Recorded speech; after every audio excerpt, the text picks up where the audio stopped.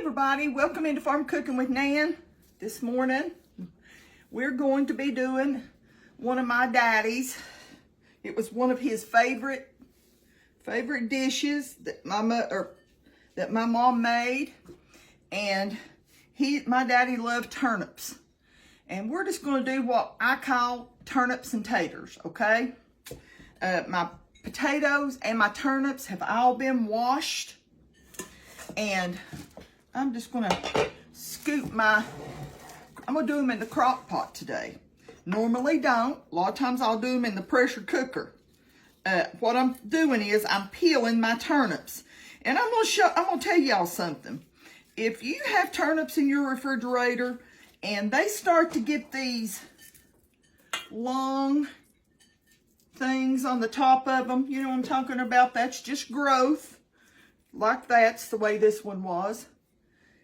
Don't throw them away. They're still good as long as they're hard, or if they've got a bad spot in them, cut it out. Don't waste your turnips, you know.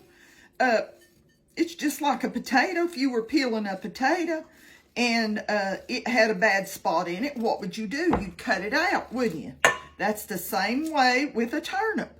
Like I said, these have already been washed. What I do, and this is the most simple thing, one of the simplest dishes you'll see me doing, but this is old-fashioned turnips and taters. And you slice them, don't slice them thick. Slice them pretty thin as you can, you know? And it was meant for me to do these today because, and then you take a potato.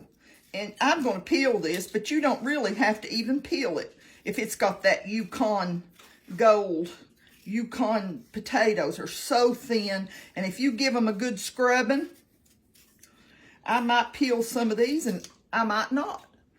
Because that skin is so thin and you get so many nutrients from that skin. You know? My hands aren't working real good today. We've had storms all night long again, thunder and lightning and rain all night. And like I said, these potatoes, they have been washed really good and scrubbed with a scrubber. So I can slice some of them. It's all I can do to use my hand to slice these up. But I'm going to go ahead and peel these up and show you what I'm going to do with it. Y'all don't want to watch me peel turnips and potatoes.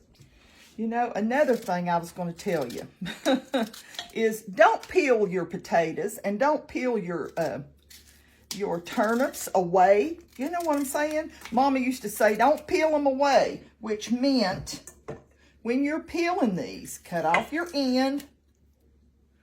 And you say, Nan, we know how to peel that. Well, there's some people that don't, okay? So let's be patient and teach some of these young people. I've gotten a lot of messages lately saying, hey, Nan, oh my goodness, thank you for doing easy videos, you know, for us young ones that don't know how to. See that peeling? See how thin that peeling is? Don't peel your stuff away. One time we were doing a thing at church.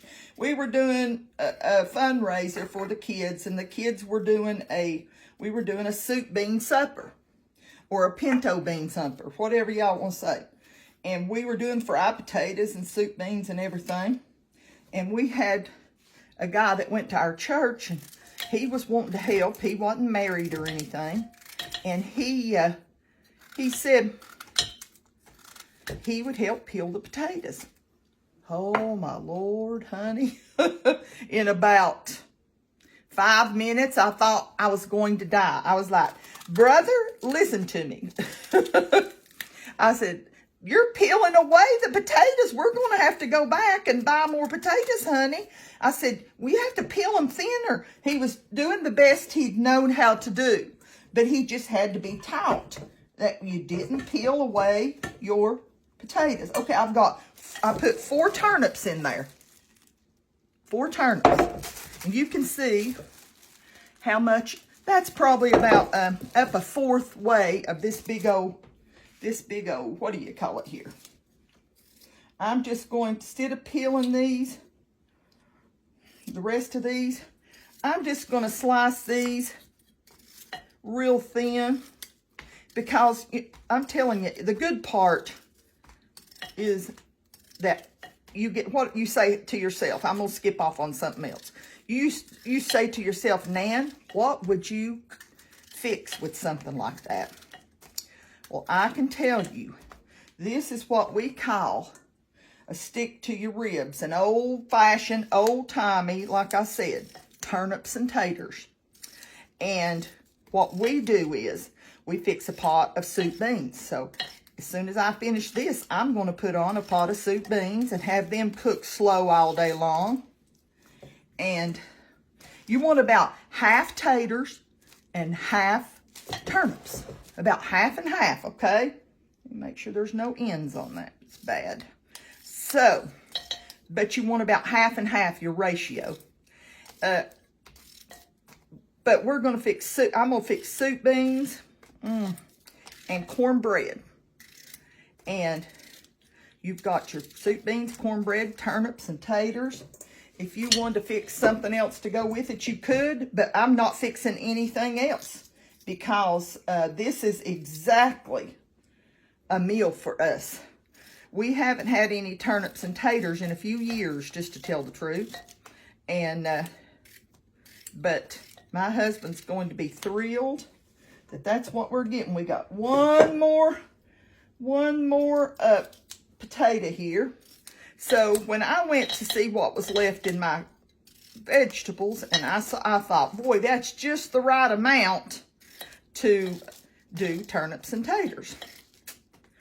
So y'all just try this before you say, oh no, Nan, oh no. Okay, I'm gonna get the rest of my stuff and we'll be back. Okay, I'm gonna put a stick of butter in here. You got to realize that a lot of this will be it won't be eaten. It'll be in there just to cook and to get it all going good. I'm gonna push that right down in there. I know y'all can see that. Then, last night, this was frozen in the freezer. This is from when I cooked a turkey at Christmas. And it's been frozen in my freezer. So, there's lots of gel in there. I'm going to put this in there. And I'm going to stir that up real good. You can use, what do you call it? Broth. As soon as it starts getting warm, instead of that gel, as soon as it starts to get warm, it will just start cooking and thinning out just like broth. That's what this is, the broth left over from the turkey. Look, there's lots of fat left in there. But I always save it, and all you got to do is freeze it, and it's good. Keep it in your refrigerator. It'll last about, after you thaw it, it'll last about a week. And so I'm going to put some salt. Let me grab me a spoon so y'all can see how much.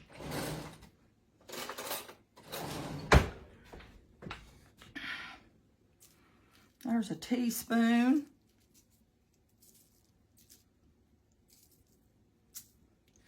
I'll put about a teaspoon and a half of salt, because I don't salt my broth up and stuff. And I'm going to put, my daddy loved, he'd say, Mama, he'd say it to my mom, Mama, he'd say, lay the pepper to that. Oh my goodness, I can hear him. My nephews would come to stay, sometimes in the summer, they'd stay a couple of weeks with us. And Daddy loved to get those boys. He loved to get them laughing and going on in the kitchen, aggravating Mama while she's cooking. But my mother would cook this on a wood cook stove. You know what I'm saying? On the old-fashioned wood cook stove.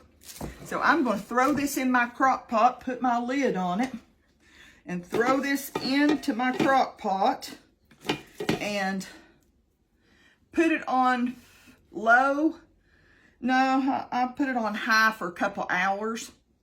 And as Mama says, don't cook your taters to death. And she was talking about don't cook them till they turn out to be mush. So couple hours, I'm going to keep a good eye on them and come back and check them every once in a while. But I'm gonna set out for about 2 hours, maybe on high, and I'll let y'all know how it goes, okay? I was gonna tell you one more thing. I'm gonna save these. I'm gonna take them out, throw them out to my chickens. Chickens love potatoes and all kind of, you know, your peelings and stuff. There they've got turnips. They've got some of that greenery that's growed up off the turnips.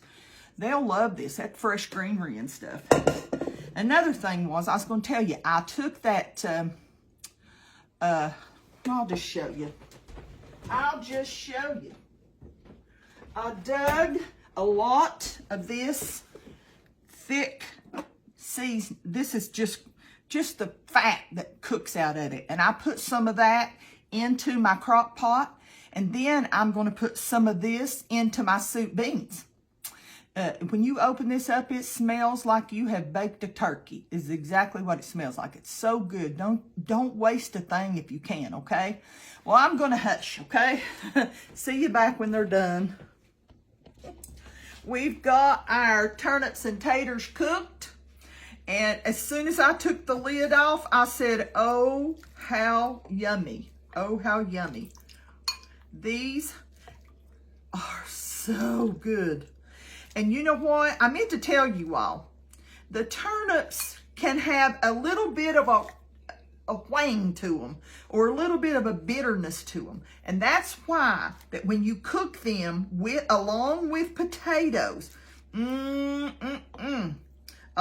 with potatoes, you end up helping a lot with that little bit of bitterness. It takes that tangy tang away from there. Oh, my mercy. Now I'm going to move this back over. I put me a few soup beans. I cooked a pot of soup beans, and I put me a few soup beans on there. And there is my turnips and taters. Okay, let's have a little bite of this turnip, and they're so tender. I cooked them 4 hours on high. 4 hours on high. Just wanted to tell y'all that. And I'm going to get me a little bite of a turnip and a little bite of a potato together.